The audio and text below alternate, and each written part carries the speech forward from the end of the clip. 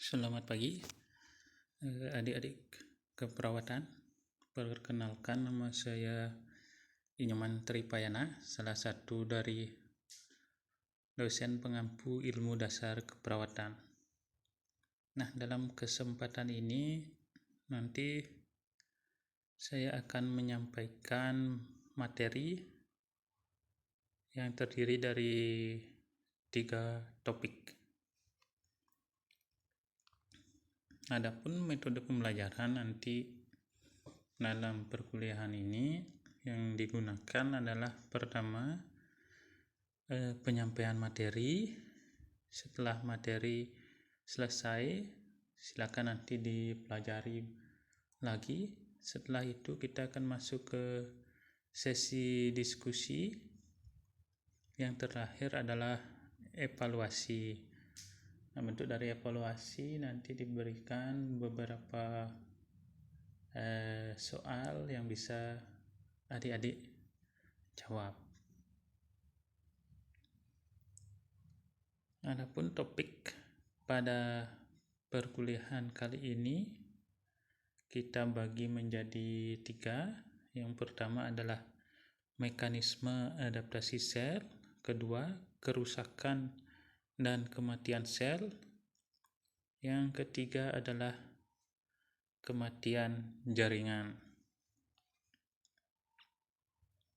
Masuk pada topik 1, mekanisme adaptasi sel. Ya, tujuan adaptasi sel. Seperti yang adik-adik ketahui bahwa bagian terkecil dari struktur tubuh manusia itu adalah sel. Sehingga di sini penyakit apapun yang diderita oleh pasien atau orang, pada dasarnya yang diserang adalah sel. Peristiwa gangguan terhadap sel akan menyebabkan sel melakukan adaptasi atau menyesuaikan diri agar tetap bertahan hidup.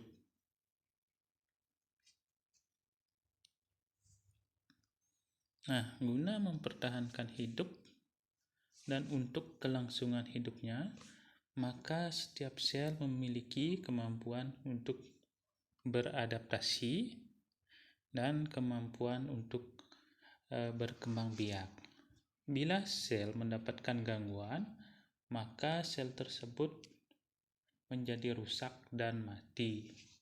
Di sisi lain, sel-sel yang masih hidup akan membelah diri terus-menerus sampai jumlahnya mencukupi kembali. Selanjutnya, untuk organisasi sel dan struktur sel. Sel mengandung struktur fisik yang terorganisir, dinamakan organel, yang terdiri dari 2 bagian utama, yaitu inti atau nukleus dan sitoplasma. Keduanya ini dipisahkan oleh membran inti. Agar lebih jelas, bisa kita nanti lihat pada gambar berikut. Ini adalah gambar sel. Ada inti, retikulum endoplasma, bisa diamati. Lanjut.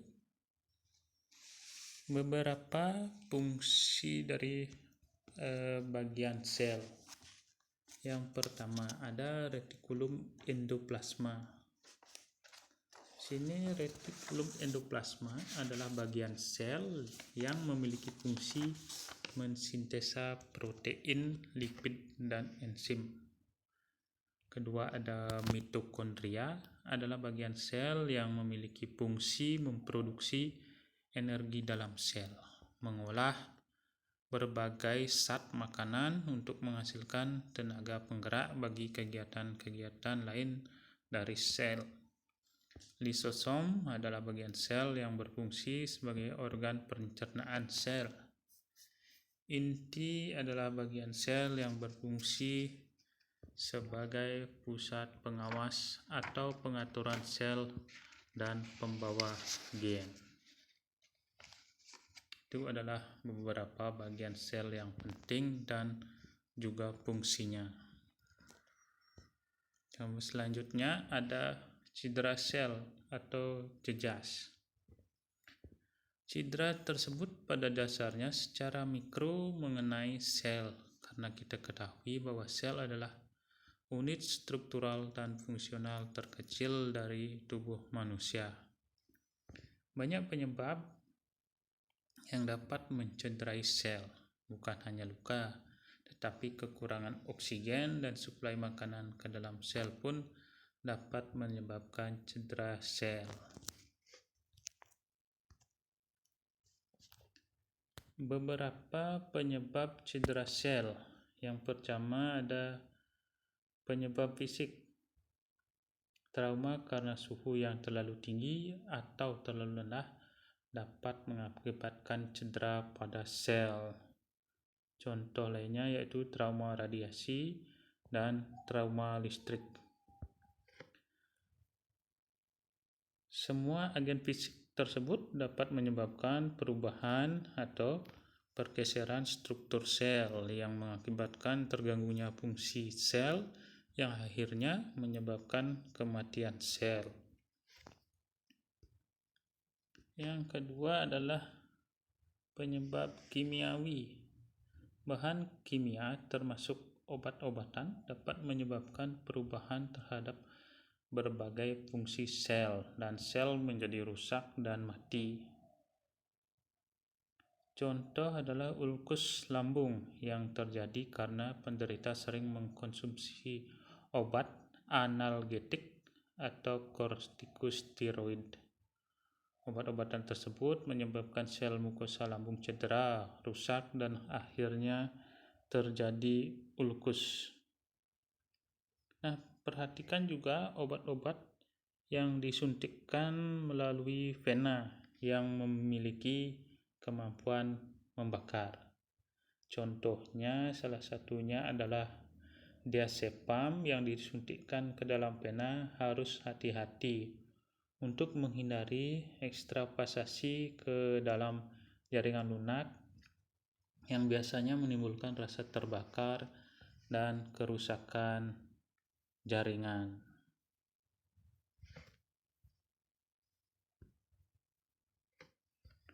Selanjutnya ada penyebab mikrobiologi. Di sini berbagai jenis bakteri, virus, parasit, dan jamur merupakan organisme infeksius yang bila masuk ke dalam tubuh akan mengeluarkan toksin yang dapat merusak dinding sel, sehingga fungsi sel terganggu dan akhirnya menyebabkan kematian sel. Penyebab reaksi imun. Reaksi imun sering menjadi penyebab kerusakan sel. Salah satu contohnya adalah penyakit alergi yang sering dialami pasien lanjut usia, berupa gatal-gatal dan penyakit dermatitis kontak yang memiliki gejala gatal-gatal akan menyebabkan kerusakan pada sel kulit.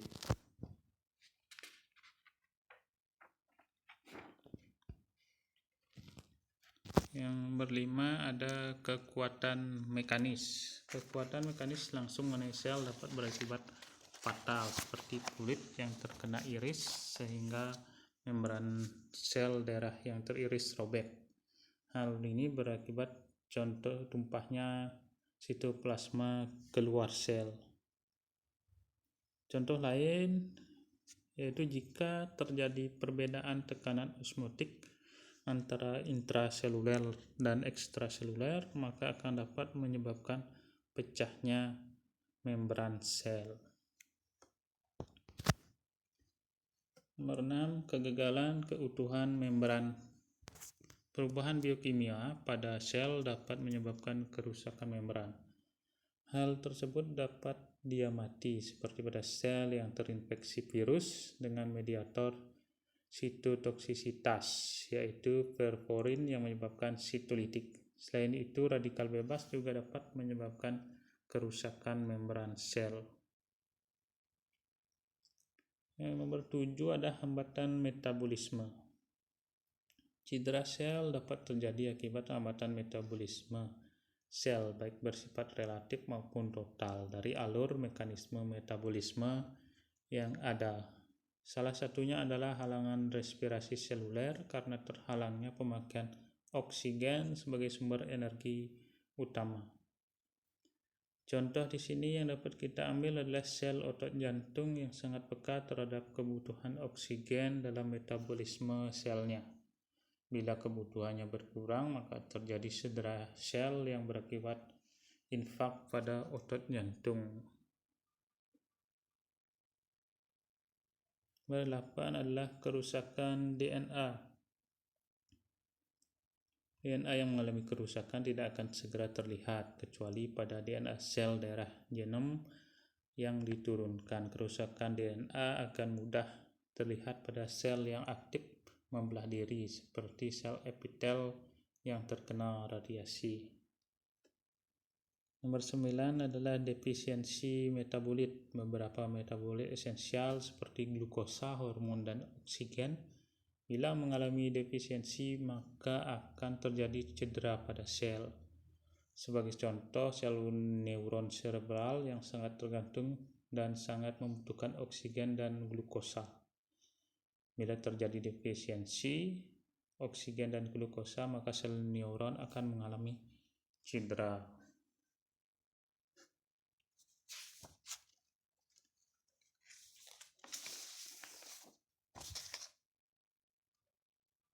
Masuk ke mekanisme adaptasi sel. Ketika sel mendapat cedera dan sel harus terus menjalankan fungsinya, maka sel akan melakukan mekanisme adaptasi. Respons sel yang mengalami cedera dapat bersifat reversibel atau disebut juga cedera subletal, dan cedera irreversibel disebut juga cedera letal.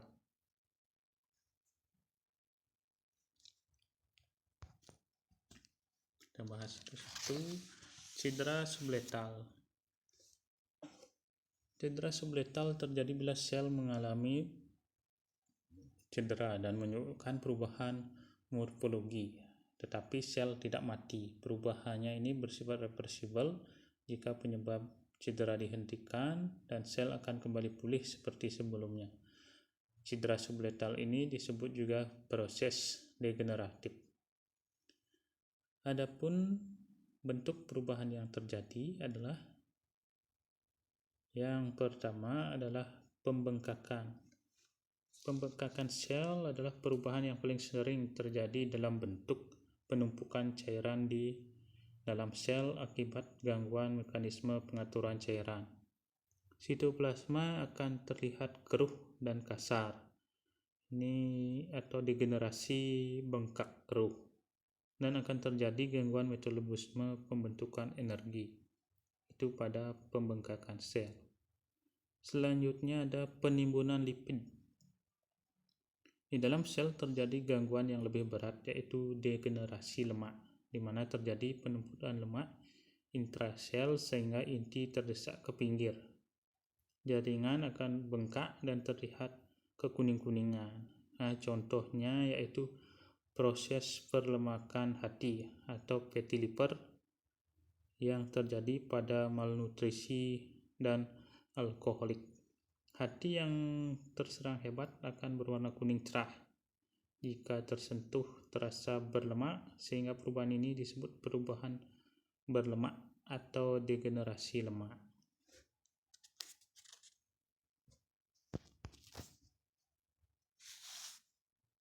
Cedera letal, cedera pada sel yang cukup berat dan berlangsung lama, serta melebihi kemampuan sel untuk beradaptasi, akan menyebabkan kerusakan sel yang bersifat irreversibel atau tidak pulih, yang berlanjut kepada kematian sel.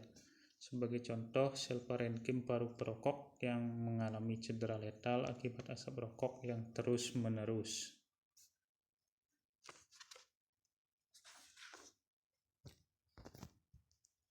Adaptasi sel selain bentuk letal dan subletal juga dapat bentuk adaptasi lain, yaitu adaptasi akibat beban kerja yang diterima sel.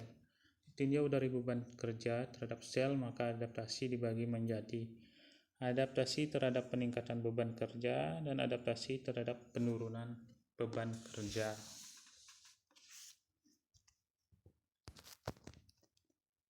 Berikut dapat kita lihat beberapa bentuk adaptasi yang dilakukan sel akibat beban kerja. Yang pertama adalah menambah ukuran sel atau hipertrofi. Ini hipertrofi dapat kita definisikan sebagai pembesaran organ atau jaringan karena pembesaran selnya yang tidak disertai dengan peningkatan fungsi organ atau jaringan tersebut.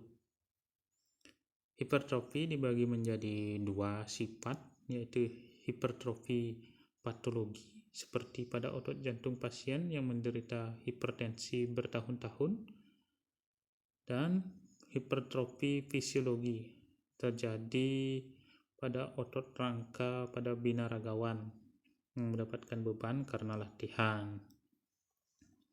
Yang selanjutnya adalah mengurangi ukuran sel atau atrofi. Atrofi adalah proses adaptasi sel di mana organ atau jaringan terbentuk tumbuh mencapai batas normal, tetapi kemudian mengalami penyusutan. Ada yang bersifat fisiologi, misalnya pada proses daging atau penuaan, di mana seluruh bagian tubuh dapat mengecil secara bertahap.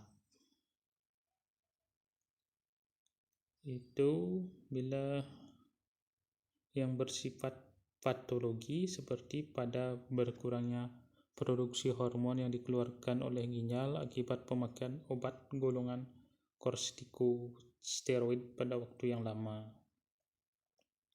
Yang selanjutnya adalah menambah jumlah sel, hiperplasia. Hiperplasia hanya dapat terjadi pada sel labil seperti sel epidermis atau sel darah. Contoh lain yaitu pembesaran uterus saat seorang wanita yang hamil sehingga janin dapat tumbuh membesar di dalam uterus.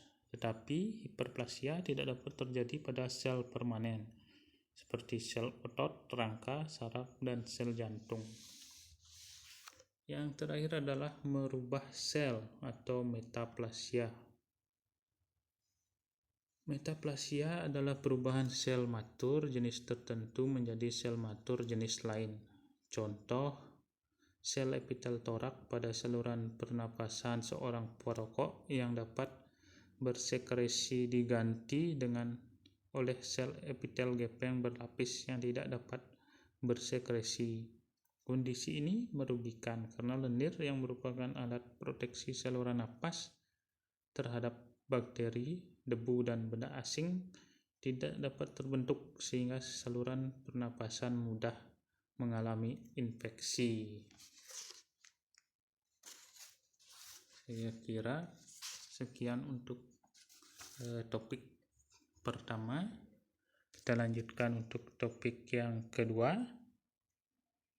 yaitu kerusakan dan kematian sel.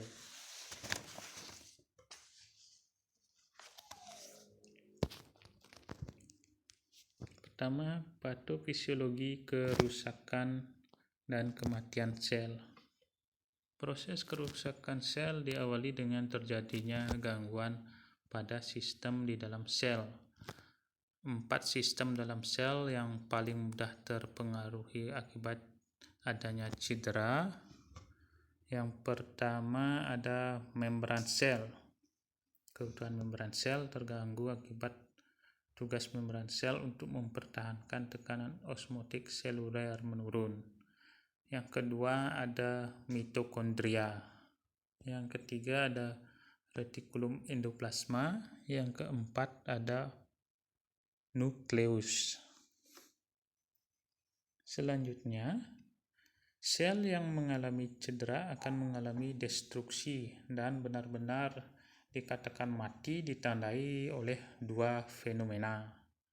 Yang pertama, ketidakmampuan memperbaiki fungsi mitokondria, sehingga sel tidak dapat melakukan pembentukan ATP. Yang kedua, gangguan fungsi membran yang nyata, sehingga terjadi penurunan fungsi membran yang luas.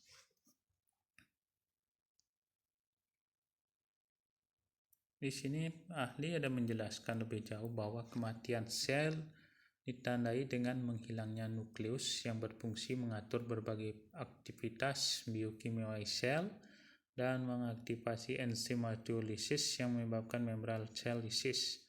Akibat berbagai zat kimia yang ada dalam sel termasuk enzim masuk ke dalam sirkulasi darah, sehingga kadar dalam darah meningkat. Hal tersebut dapat diamati dari hasil pemeriksaan lab, seperti biasanya meningkat kadar SGUT, SGPT, dan LDH. Nah, selanjutnya ada perubahan yang terjadi dalam sel yang mati. Yang pertama ada perubahan mikroskopis. Perubahan sel mati pada sitoplasma dan organel-organel sel lain. Inti sel yang mati akan menyusut atau pyknotic menjadi padat, batasnya tidak teratur dan berwarna gelap. Selanjutnya inti sel hancur, meninggalkan pecahan-pecahan zat kromatin yang tersebar di dalam sel. Yang kedua ada perubahan makroskopis. Perubahan morfologis sel yang mati tergantung dari aktivitas enzim lisis pada jaringan yang nekrotik. Jika aktivitas enzim lisis terhambat, maka jaringan nekrotik akan mempertahankan bentuknya dan jaringannya akan mempertahankan ciri arsitekturnya selama beberapa waktu. Yang ketiga ada perubahan kimia klinik. Lisisnya membran sel menyebabkan berbagai zat kimia yang terdapat pada intrasel termasuk enzim tertentu masuk ke dalam sirkulasi dan meningkat kadarnya di dalam darah. Misalnya seorang yang mengalami infark miokard akan mengalami peningkatan kadar LDH, CK, dan CKMB yang merupakan enzim spesifik jantung. Berikutnya jenis kerusakan dan kematian sel. Pertama ada nekrotik. Ini adalah kematian sel yang terjadi akibat cedera yang memiliki ciri adanya pembengkakan, ruptur organel internal, inti sel yang mati dan menyusut atau pyknotic menjadi padat, batasnya tidak teratur dan berwarna gelap. Selanjutnya inti sel hancur dan meninggalkan pecahan-pecahan zat kromatin yang tersebar dalam sel yang disebut karyoreksis, sedangkan inti yang hilang disebut karyolisis. Selanjutnya sel yang mati akan diisolir oleh sel di sekitarnya dan akan menimbulkan peradangan. Akibat peradangan yang terjadi, leukosit akan berkumpul di deretan sel mati dan selanjutnya mencerna sel tersebut melalui proses fagositosis. Nekrosis yang terjadi pada sel akan menimbulkan efek klinis sebagai berikut. Pertama ada fungsi normal. Nekrosis yang terjadi pada sel akan mengakibatkan fungsi sel abnormal.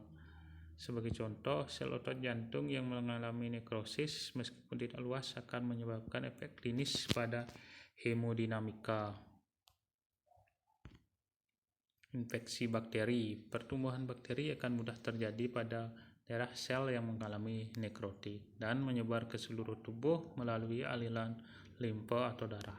Oleh karena itu, pada kasus gangren di mana sel banyak mengalami nekrotik sering memerlukan tindakan pembedahan agar infeksi bakteri tidak menyebar ke seluruh tubuh. Efek sistemik. Saat sel mengalami nekrosis, maka sel tersebut akan melepaskan zat pirogen. Selain itu, terjadi peningkatan jumlah sel darah putih sebagai akibat respon dari radang akut. Akibatnya akan timbul demam dan hasil pemeriksaan lab akan menunjukkan adanya leukositosis.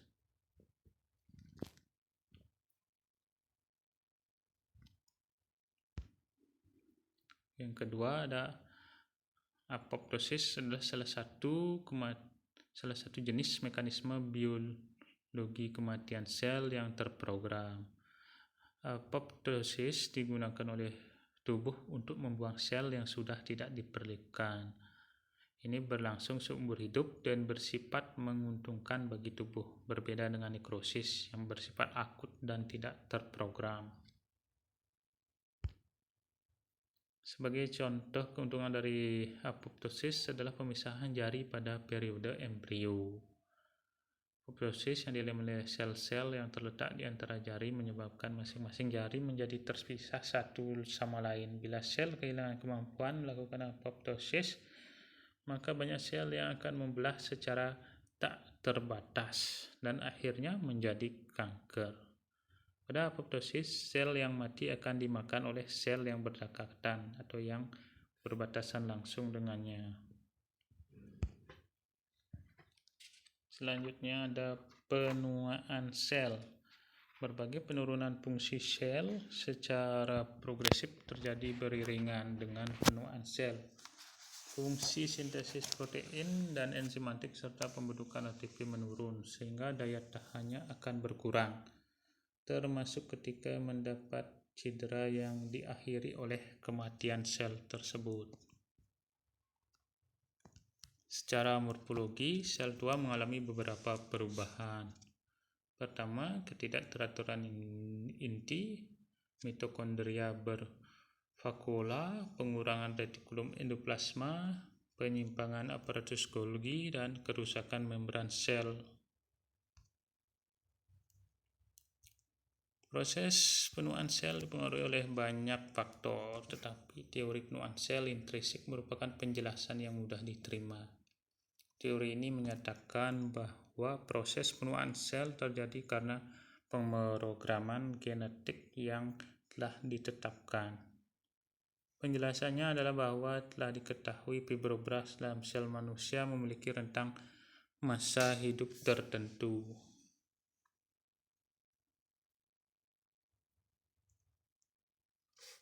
Saya kira untuk topik kedua cukup sampai di sana. Kita lanjut ke topik ketiga. Topik ketiga tentang kematian jaringan. Kematian jaringan. Kematian sel dalam jumlah besar seperti pada jaringan organisme hidup disebut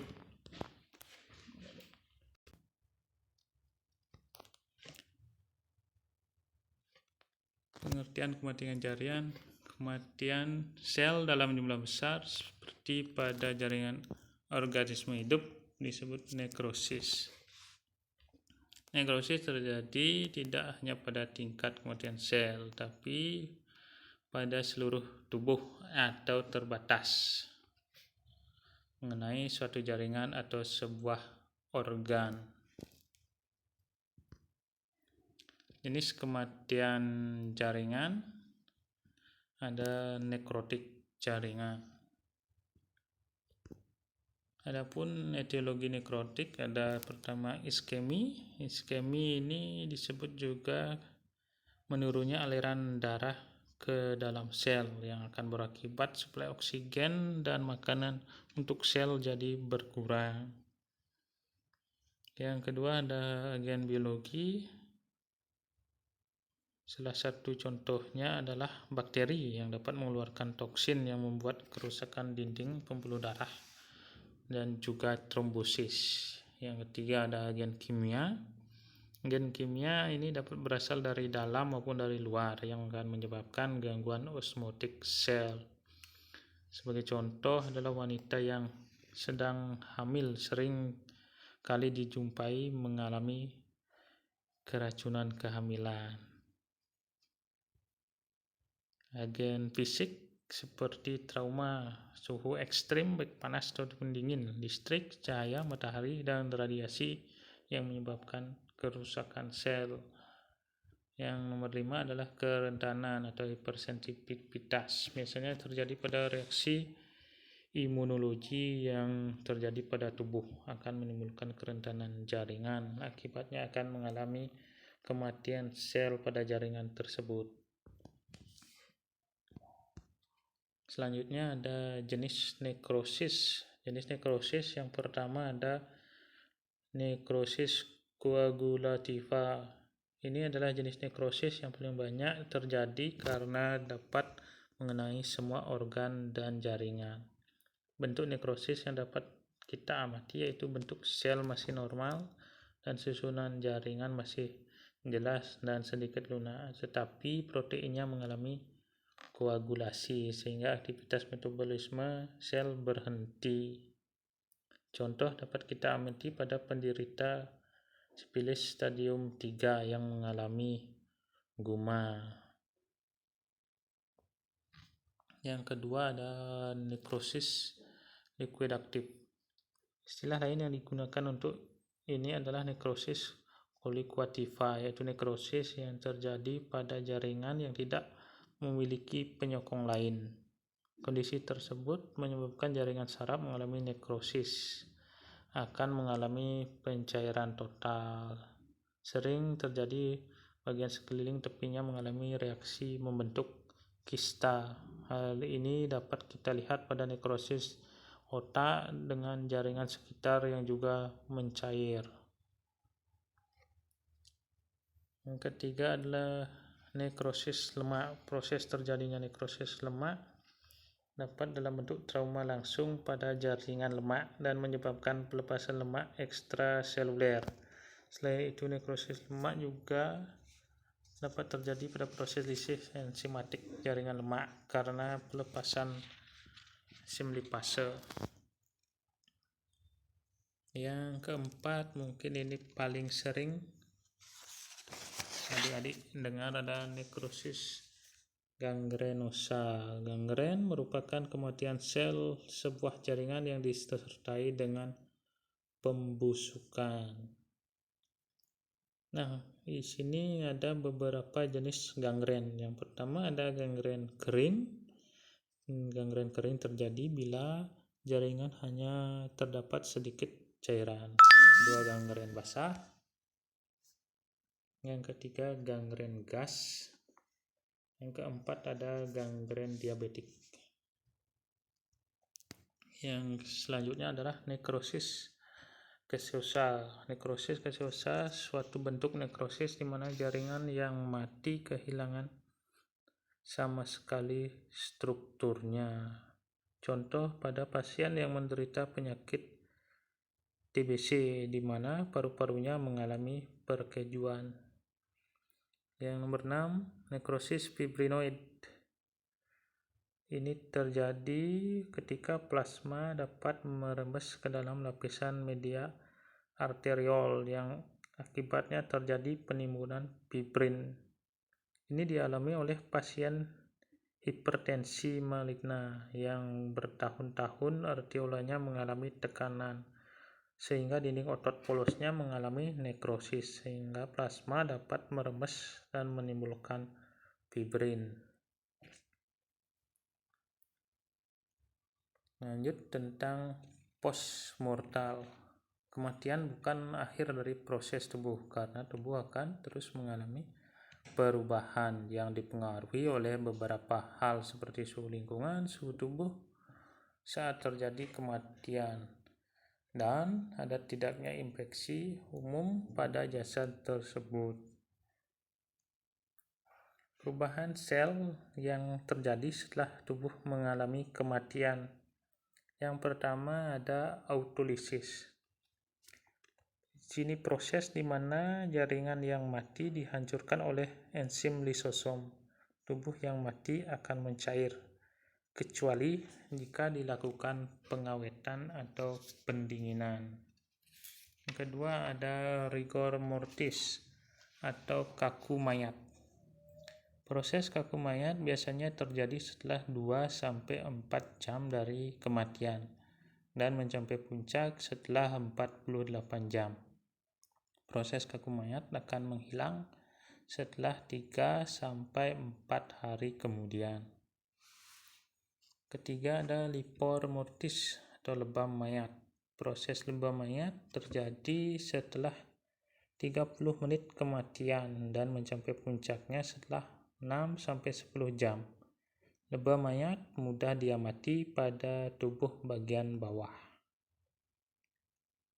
Keempat ada algor mortis. Suhu dingin pada jasad mayat terjadi setelah 24-48 jam kematian, di mana suhu tubuh menjadi dingin sesuai dengan suhu lingkungan akibat metabolisme yang terhenti. Yang terakhir baru ada pembusukan. Proses pembusukan terjadi 1-2 minggu setelah kematian. Adanya pembusukan ditandai oleh kulit kehijauan dan jaringan tubuh hancur karena invasi bakteri.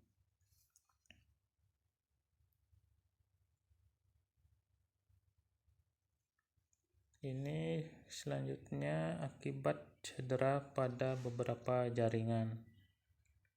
Yang pertama, kulit terbentuk sel baru disebut granulasi menggantikan sel yang mati. Yang kedua, pada saluran cerna, cedera yang dapat dialami oleh saluran pencernaan menimbulkan dampak sesuai dengan kedalamannya. Ketiga, ada erosi mukosa, hilangnya sebagian dari ketebalan mukosa yang terdiri dari sel-sel epitel. Yang keempat ada ulcerasi mukosa, terjadi hilangnya seluruh mukosa sampai menembus lapisan otot propria sehingga terbentuk ulkus. Nomor 5, pada tulang. Setelah terjadi fraktur pada tulang, maka akan terjadi perdarahan karena sobeknya pembuluh darah dan sumsum tulang. Akibatnya muncul hematom menjadi sarana untuk pertumbuhan sel tulang yang baru, sedangkan sel tulang yang mati membentuk fragmen tulang beserta sel jaringan lunak di sekitarnya mati akan difagositosis. Pada hepar atau hati disebut sel hepatosis, merupakan sel yang memiliki kemampuan regenerasi yang baik meskipun membelah dengan lambat. Pada ginjal, sel ginjal hampir sama dengan sel hati, tetapi arsitekturnya tidak bisa diperbaiki. Oleh karena itu, jika mendapat cedera seperti sel tubulus yang mendapat infeksi, terkena toksin apapun iskemi, maka akan dapat menimbulkan gagal ginjal. Pada otot, cedera mengenai serabut otot jantung akan menyebabkan jaringan parut karena otot jantung merupakan kelompok sel permanen, berbeda dengan serabut otot pembuluh darah di mana cedera dan kerusakan yang terjadi dapat diatasi dengan pembentukan pembuluh darah baru. Yang terakhir, pada jaringan saraf, cedera mengenai susunan saraf pusat akan menimbulkan kerusakan regenerasinya dan tidak akan efektif meskipun ada proses proliferasi sel gila yang disebut gliosis. Berbeda dengan cedera yang mengenai sel saraf tepi di mana kerusakan yang terjadi akan pada bagian akson dan jaringan penyangga seperti sel Schwann, maka ketika regenerasi akan terbentuk sel baru dari proliferasi sel Schwann bagian akson. Sekian untuk topik kali ini. Sudah ketiga topik saya sampaikan. Sekarang tinggal adik-adik kembali ulang menyimak dari materi tersebut. Setelah itu baru kita masuk ke sesi diskusi. Terima kasih banyak dan selamat belajar kembali.